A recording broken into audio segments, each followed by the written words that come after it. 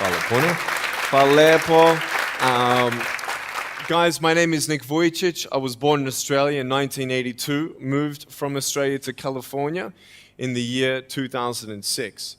And my life story, I'm just thankful that people have seen my life on some sort of level, whether it's just YouTube videos or seeing pictures of a limbless guy's smile. People always ask me, what happened to you and how did you overcome what you've been through? The title of the message that I've been given is Transforming the Walls into Doors. When I speak corporately, the line that I like to use is changing obstacles into opportunities. Now, I'm very well aware to share with you as well, I know that there are 1 billion people going hungry today. I know that this year 1 million people will commit suicide. It's 1 every 40 seconds. I know today there are 120 million slaves, and I've met sex slaves, and I've seen the top of the pyramid as far as business and met the billionaires. I've met bankers, and I've also met orphans. We're all looking for something. We're all looking for hope. Hope you can't just have just because you were born with hope. No, we're born with pain. We're born and live through difficulties. And in our life, my parents always taught me that even though we don't know why I was born this way, that we have a choice. Either to be angry for what we don't have or be thankful for what we do have. The power of that choice was the first thing that I had to overcome and decide for myself, especially in the early years of school. A lot of kids would come up to me and tease me. And I've been speaking at 5 congresses. I've met 7 presidents all around the world. My largest crowd was 110,000. I have 30,000 invitations for me to speak. So wherever I go, I talk about the value of life. I talk about anti-bullying messages for the school systems in different nations. The greatest thing is love. When we feel like we don't have enough love and we don't have enough hope, we start losing strength to live. For me, in my life as a child, I had a big wall. I was surrounded by 4 walls and a low ceiling of opportunity. I was set free in so many different ways, and especially surviving from day to day with my parents who loved me, who encouraged me, who told me that I was beautiful the way that I was, and not to worry about what other people said about me. I was actually the first special needs child to be integrated into the mainstream education system in Australia, and I was awarded Young Citizen of the Year in 1990. And the world is a hurting place, and the world needs hope, and the world needs love. Without hope, we feel like, why are we here? Well, brokenness. Here's mine. Today, I still have no arms, no legs. But everything's changed. Everything. For me, I was looking for hope and happiness, and I couldn't see it for many years. In fact, if this side of the table represents my hope, truth encourages me to become all that I can be. But then we have lies every day coming in our mind, people who discourage us. You know the people that you have in your life who, no matter how good of a day you're having, they'll bring you down. Or no matter how bad of a day you're having, they'll bring you even lower. You know what I'm talking about? Think of the 3 biggest discouragers in your life. They're not your biggest discouragers. You are. You are. It only takes 3 seconds for me to tell you something discouraging. But then you may never forget my words. I've met so many 50-year-old women and 40-year-old women who still remember what their fathers told them that they wish they never heard. Words are powerful. When you hear those words and then your mind starts growing with these lies. Nick, you're not good enough. Nick, just give up. Nick, you're never going to get a job. You won't get married. You can't even hold your wife's hand. What kind of a father are you going to be if you can't even pick up your kids when they're crying? You're alone. Sure, your parents hug you, but their hugs can't heal you. Just give up. Just give up. Just give up. Just give up. Just give up. At age 8, I thought that I should commit suicide. Why? Because I didn't have hope. I thought I didn't have hope. Today you can see that I had hope. What's the word? Believing in something you do not see. Faith. Words can only do so much. Hugs can do much more than words. But when hugs can't do anything, that's where faith kicks in. For me, words and hugs were not enough, but I had no faith. So I tried to give up. At age 10, tried to drown myself in 6 inches or 15 centimeters of water. In my home, I told my dad I just wanted to relax. But really, I wanted to end my life. I had enough. Dosta mi a bio. Okay. The first 2 times I rolled over, I was trying to work out how much air I hold in my lungs before I let it out. And the 3rd time, in my mind, knowing that I wanted to get out of here because of the bullying in my life, because I was going to be a burden to my parents and I had nothing to look forward to, I realized at that moment that if I actually went through with committing suicide, I would leave a greater burden for my parents than they already had. So there was one thing less hopeful or more burdensome than having a child without limbs. What is it? A child without limbs who gives up. So when I saw in my mind my mom and my dad and my brother crying at my grave if I went through with it, that one thought saved me. If my parents never told me that I was beautiful the way that I was, if my parents never told me that I was special and that I was loved, I wouldn't be here today.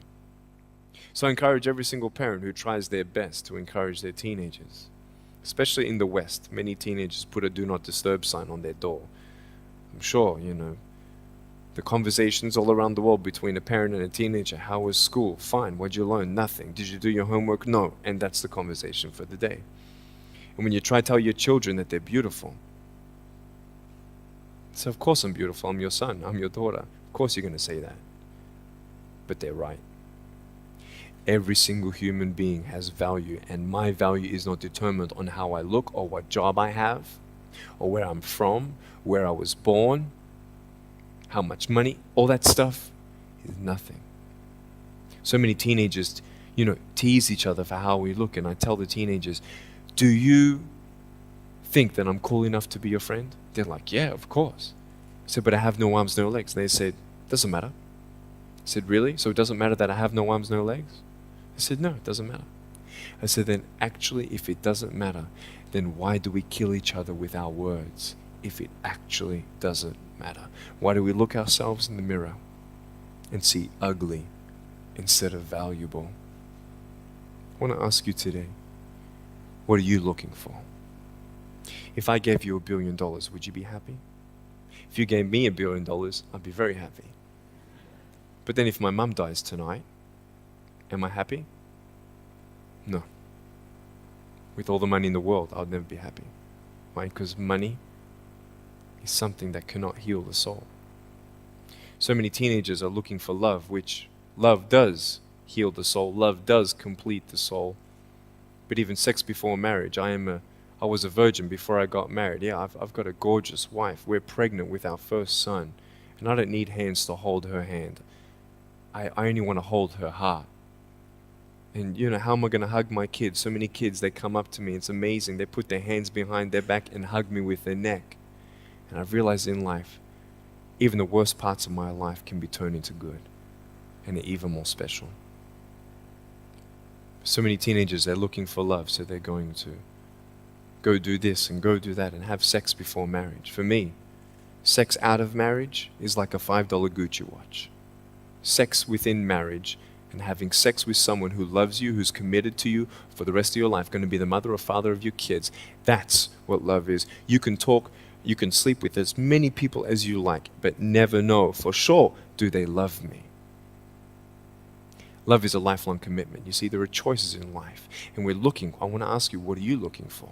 Well, if I can just get drunk, why not, man? I only live once. Well, if that's the way you believe, great. But for me, I'm a greedy man. I don't want to live for 90 years. I want to live for billions of years. And I know that every day my choices will affect this life, other people's life, and my eternal life. You got to come to the truth of knowing who you are and why you're here. William Barclay, he said, the greatest 2 days in anyone's life, the day you were born and the day you knew why. So, you're ugly. No, I'm beautiful the way that I am. And if you can't believe that for yourself, so many girls especially stay with their emotionally abusive boyfriends. Because if I break up with him, then who's going to want me? See, we all want love. That's why we do what we do sometimes. To get into the crowd, I'm going to swear, I'm going to be cool. That's what this world is. I want to look like her. If I was taller, shorter, smarter, more popular, whatever you want. It's not enough until you find the truth. I'm wonderfully and fearfully made. There's a greater purpose for my life. I am here for a reason. Sure, I didn't get a miracle. Yeah, I believe in a God who can do miracles, and I have a pair of shoes in my closet. Why? I've seen blind people seeing and deaf people hearing. That's fine if you don't believe me. I got it on camera. But I realized something. If God doesn't change my circumstance, He's going to use my life to be a miracle for someone else. When you don't get a miracle, you can still be a miracle for someone else. I'm going to close off with this beautiful story. I was in Southern California. I have two organizations. I have a non-profit organization and I have a for-profit. I probably spoke between years 2007 and 2010, 1,000 times, 600 flights. And I've spoken to 4.5 million people face to face. And in the last 48 hours here in Serbia, we've reached 5 million through media. So, we have the heart of people to love others.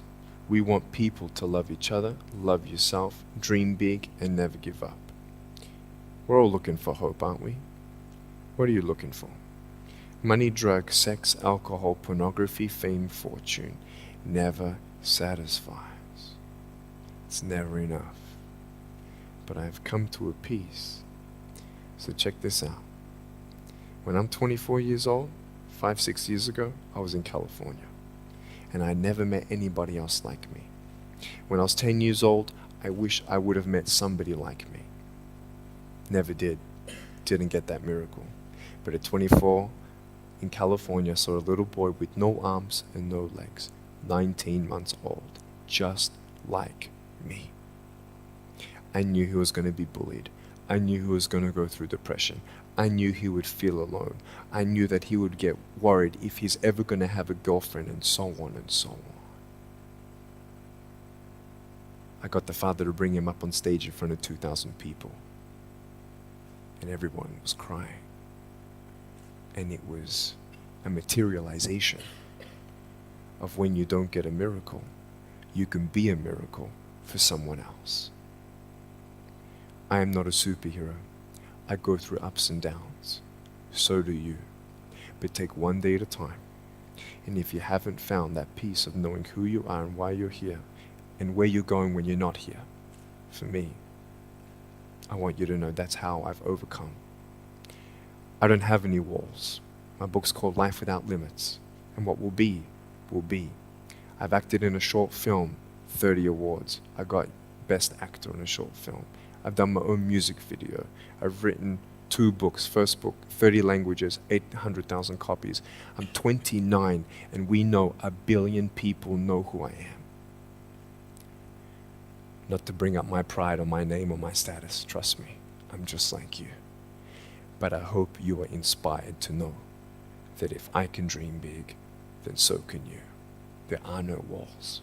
Find your peace, and you'll make your walls doors. Thank you so much.